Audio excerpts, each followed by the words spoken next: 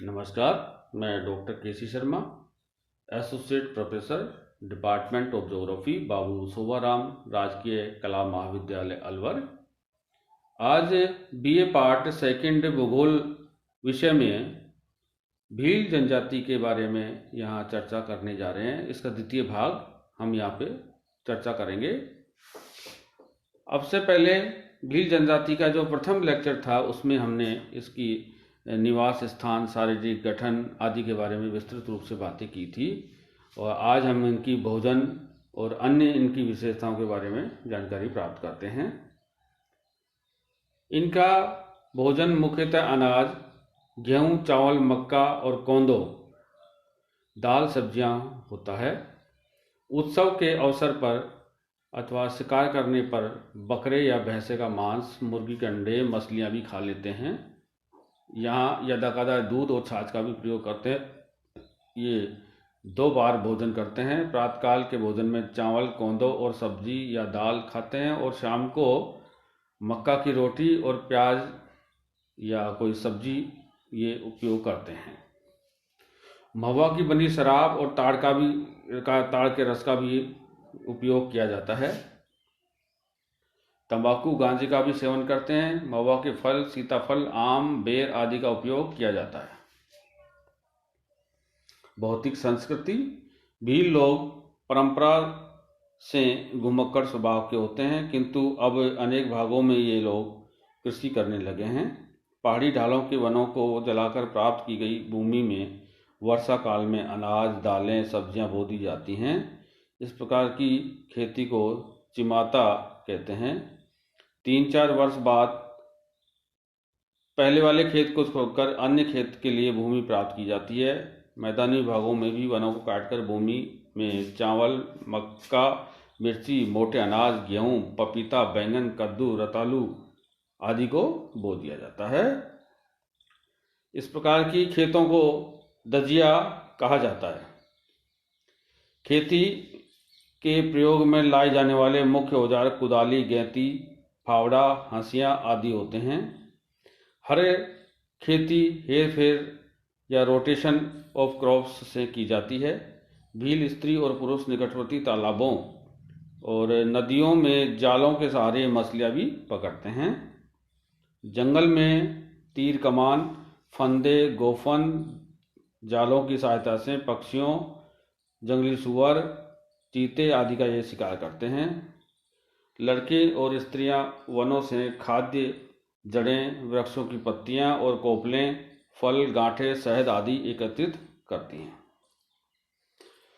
सामाजिक व्यवस्था के बारे में हम यहाँ देखें तो भीलों की सामाजिक व्यवस्था बड़ी संगठित होती है।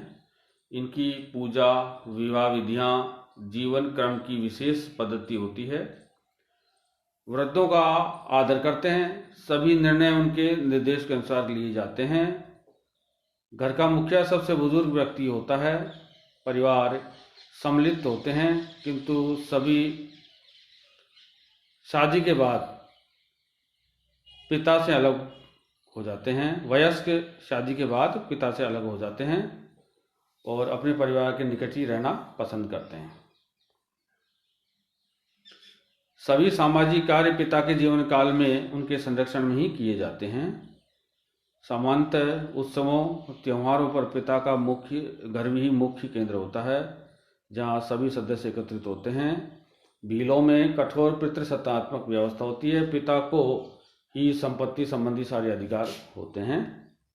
स्त्रियों को कम अधिकार प्राप्त होते हैं, किंतु घर की व्यवस्था, खेती के कार्यों में उनका पूरा सहयोग रहता है। भीलों के गांव प्राय एक ही वंश की शाखा के होते हैं। इनके मुखिया को तदवी और बंसाओ कहा जाता है। प्रत्येक गांव का अपना पंडित, पुजारी, कोतवाल, चरवाहा, ढोल बजाने वाला होता है।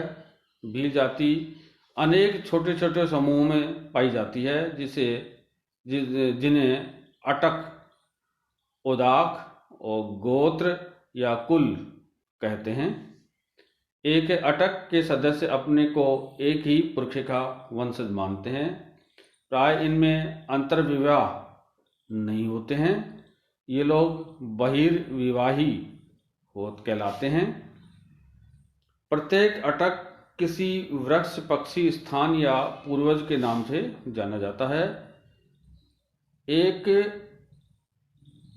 अटक गोत्र के व्यक्ति दूसरे गोत्र में ही विवाह करते हैं। भील लोग एक विवाह में ही विश्वास रखते हैं। सामान्यतः विवाह पिता के द्वारा वर और वधू पक्ष के साथ बातचीत के उपरांत ही तय किया जाता है। प्रस्ताव लड़के के पिता को लड़की के पिता के घर जाकर के करना पड़ता है। इसमें कन्या का मूल्य देना पड़ता है। गंधर्व विवाह, अपहरण विवाह, अदला बदली का विवाह और विधवा विवाह आदि भी इनमें पाए जाते हैं। विवाह निकटवर्ती संबंधियों में वर्जिन है, लेकिन एक विधवा सामान्यतः अपने पति के छोटे भाई से विवाह कर सकती है। इसी प्रकार एक व्यक्ति अपनी पत्नी की मृत्यु के उपरांत अपनी छोटी साली से विवाह कर सकता है। तलाक भी यहाँ पाया जाता है, प्रचलित पाया जाता है। यद्यपि पति पत्नियों का परित्याग नहीं करते, किंतु पत्नियां पति का परित्याग कर सकती हैं। परित्याग के बाद बालक पूर्व पिता की संपत्ति होता है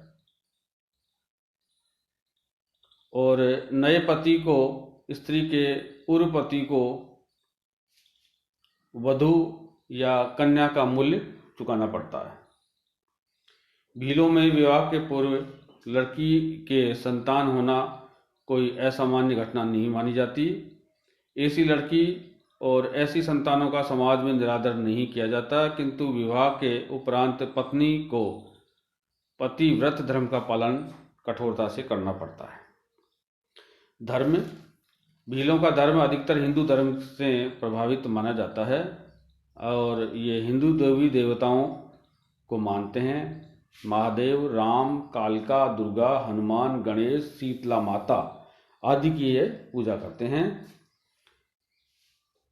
भील जनजाति जादू टोने में भी काफ़ी विश्वास करती है। इनकी बीमारियों और कष्टों के निवारण के लिए मोए या पुजारियों के द्वारा झाड़ फूक की जाती है। मृत्यु के उपरांत जीवन में ये विश्वास रखते हैं। ये लोग अस्वाभाविक और अकाल मृत्यु से मरते हैं। उनकी आत्माएं दुष्ट या पतित हो जाती हैं, जिन्हें संतुष्ट करने के लिए समय समय पर पशुओं की बलि दी जाती है। ये लोग प्राकृतिक आत्माओं, नेचुरल स्पिरिट्स, झरना, वृक्ष, नदी आदि की आत्माओं में विश्वास रखते हैं। ये आत्माएं मानव का हित करती हैं। जब अन्य के कारण रोग और कष्ट फैलते हैं, ये आत्माएं पशु का रूप लेती हैं और मानव का अहित करती हैं। भूत प्रेत, तंत्र मंत्र में भी विश्वास किया जाता है। इनकी संतुष्टि के लिए पूजा और बलिदान किए जाते हैं। ये अपने मुर्दों को जलाते हैं और हिंदुओं की भांति कर्मकांड करते हैं। भील जनजाति होली, दिवाली, दशहरा के त्योहारों को बड़े आनंद से मनाते हैं। शराब पीकर, नाच गाकर प्रसन्नता प्रकट की जाती है और यह आनंद कई दिनों तक चलता रहता है।